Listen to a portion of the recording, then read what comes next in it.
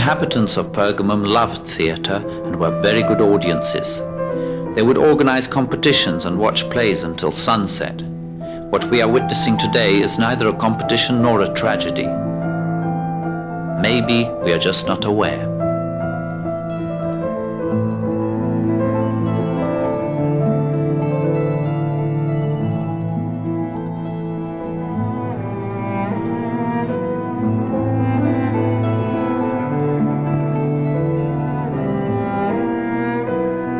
Researchers state that compared to the theatre, the king's palaces were not as magnificent, and that the rooms were lined around a courtyard with columns. This is Herun, known as the cult of kings. The kings of Pergamum were buried in Herun. Herun was a place of worship, and it was believed that every king that died lived among the gods. Pergamon krallığını yöneten Ataloslar hanedanının adı tüm eski... The name of the dynasty of the Attalids that ruled the Pergamon kingdom became a symbol of prosperity, ostentation and quality throughout antiquity. In fact, the expensive textile products, clothing and carpets made in Anatolia were called Attalian, meaning the land of Attalids. If a product was of good quality, it had to be an Attalid product.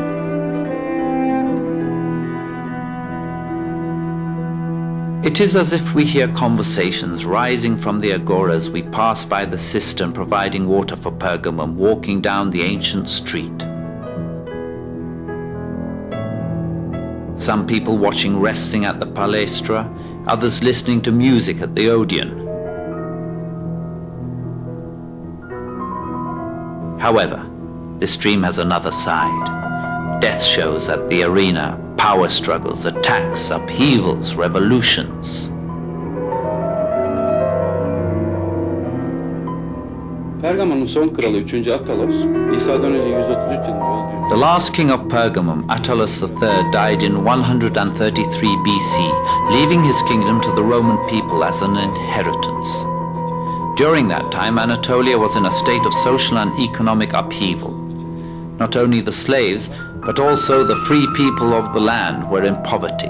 Aynı yıl hem vasiyete hem de yoksulluğa karşı bir ayaklanma başladı. That same year, an uprising started under the leadership of a young man named Aristonikos against inheritance and poverty.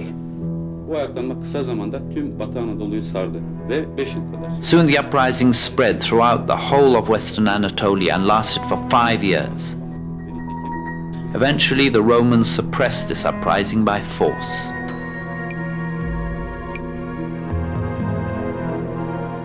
We witness a different adventure at the excavation site known as the city center of Pergamum.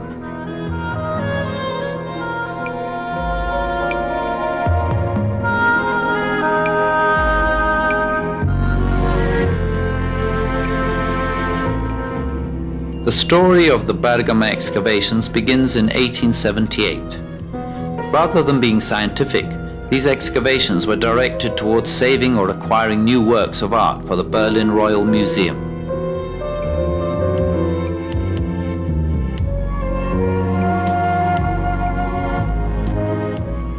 The work during the first 8 years were carried out by Hons and Humann, when the Zeus altar was taken to Berlin with the permission of the Ottoman government.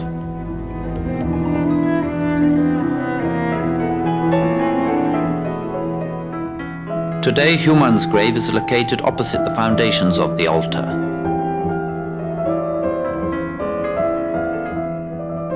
After a gap of 14 years, a team headed by Döpfer recommenced the Pergamum excavations.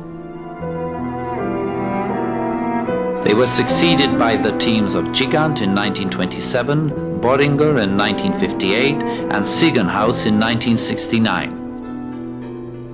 From 1970 onwards, the excavations have been led by Wolfgang Clark.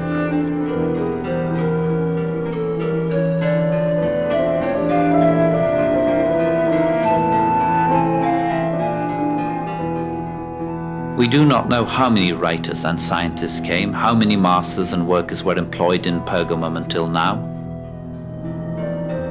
These days, the foundations of the Pergamum houses are being excavated, and the daily life in these houses is being revealed.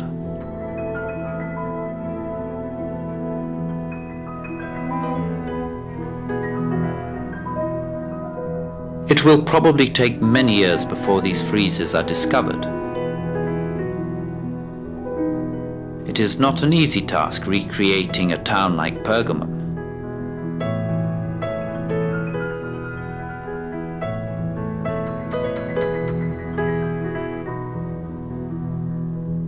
Demeter, symbol of fertility, was a particularly important goddess for the women of Pergamum. The founder of the city, Philetaros, and his brother Eumenes had a temple to Demeter built for their mother.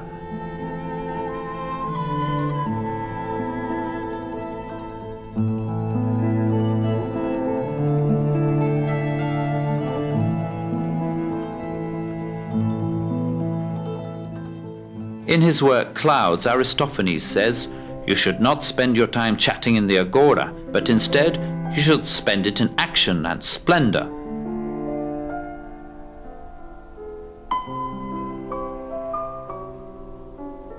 In the gymnasiums, where students were trained physically and spiritually to endure the toughest conditions, the aim was to educate people in the appropriate Roman ideology.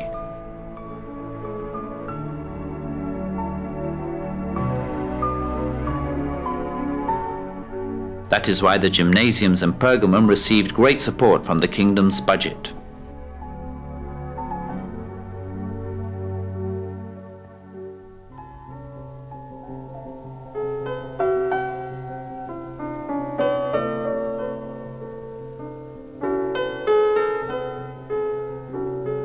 Going from the gymnasium towards the city centre, on the right lies the Bakırçay Plain, the lifeline of this land.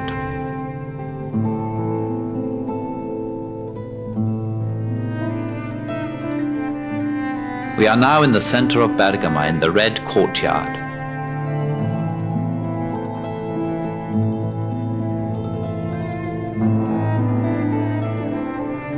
This magnificent building was built in the 2nd century AD, dedicated to an Egyptian god named Serapis, and was once full of splendor.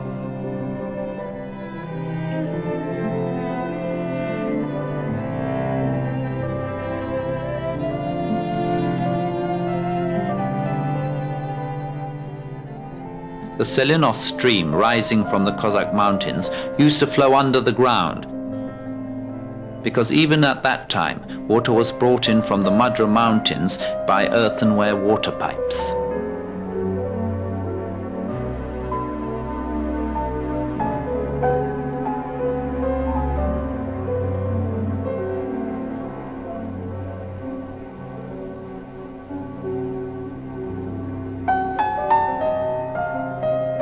From the Red Courtyard, we move on to another location through which another stream flows, the amphitheatre remaining from the Roman period.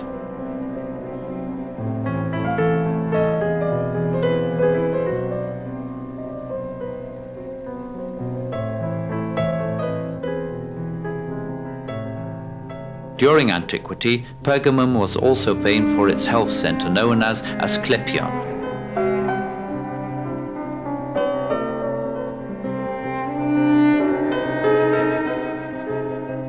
This centre, dating back to the 4th century BC, filled with 6 people from all over the ancient world.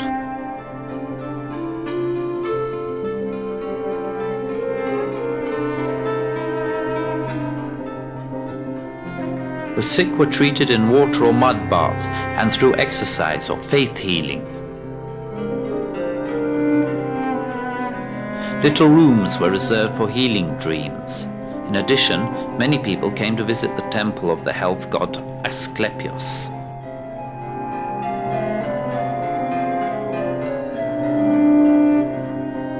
The temple of Asklepios went through many modifications until the end of the Roman period.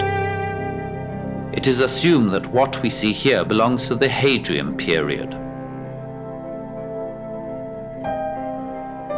The theatre built by the Romans at the health centre seats 3,500 people and is still used today by the people of Bergama.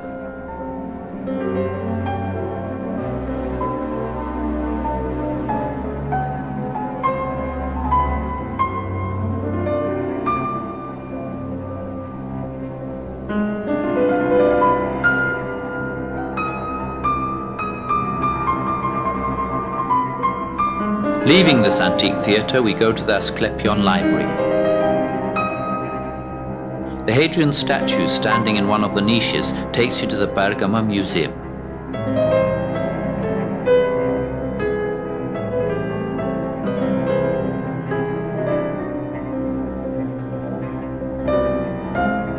Looking at the Hadrianus statue, we imagine we are somewhere between Pergamum and Bergamo.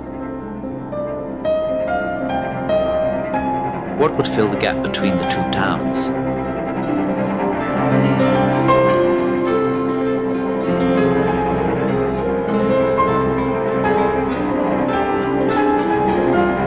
Emperor Hadrianus, Vespasianus and others.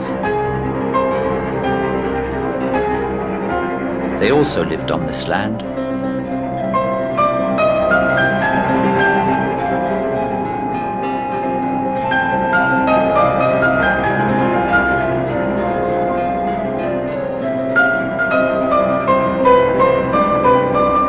We are now in the lower town, in the House of Mosaics. Medusa, whose look is said to turn one into stone, is staring at us. The ceramic pots are so beautiful that they arouse one's envy.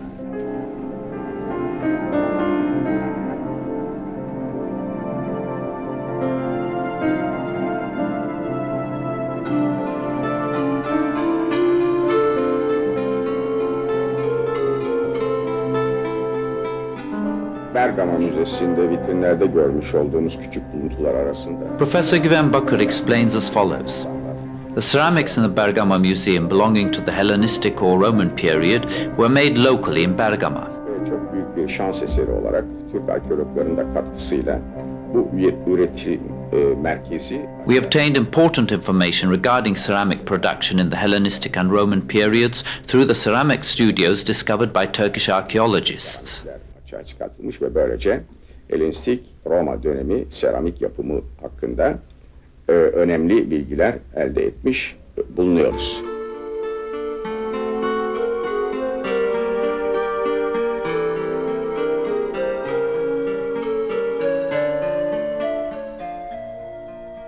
Antique city tours don't always end in a museum.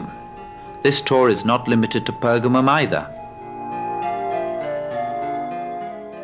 However, we are certain that the world will not forget